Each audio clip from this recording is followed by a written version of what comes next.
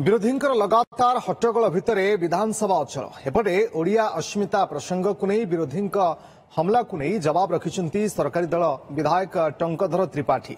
आज विधानसभा शून्यकाल समय पूर्व सरकार में श्रीमंदिर मामलें होता एकाधिक दोष दुर्बलता को सामना को आनी बीजेडी सरकार उपरे ढेर बर्षि।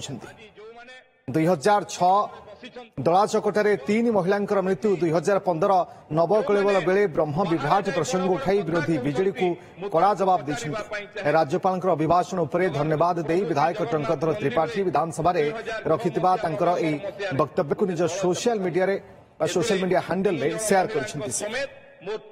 मृत्यु आज जो माने विरोधी दल रे बसिछन्ति एवं एठी जो माने बाहर जाई बड़ बड़ कथा कहउछन्ति मु तांकु पचारिबा पई चाहे प्रभु श्री जगन्नाथ मंदिर रे 2006 मसिया नवेम्बर मसिया रे गोटे दल चकटा हितला।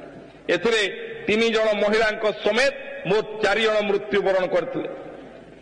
सेतेबेले सरकार पीके महांती कमिशन बसैथिले हेले आज जाए ओडिशावासी से कमिशन को रिपोर्ट जानी पारले नहीं।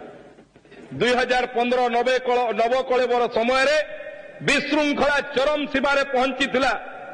3 ठाकुरंकर ब्रह्म परिवर्तन रे राति बदल दिन हेला नीति विभ्राट कले।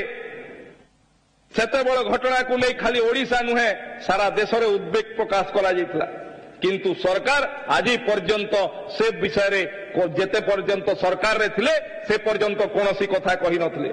श्रीमंदिर रो संस्कार आनिबा पई 2016 जुलाई मासरे सरकार जस्टिस विमल प्रसाद दास को अध्यक्षतार एक कमिशन बसैथिले। एही कमिशन तांकर अंतरिम रिपोर्ट देइथिले हेले चूड़ांत रिपोर्ट पूर्वरु कमिशन को सरकार बंद कर देले।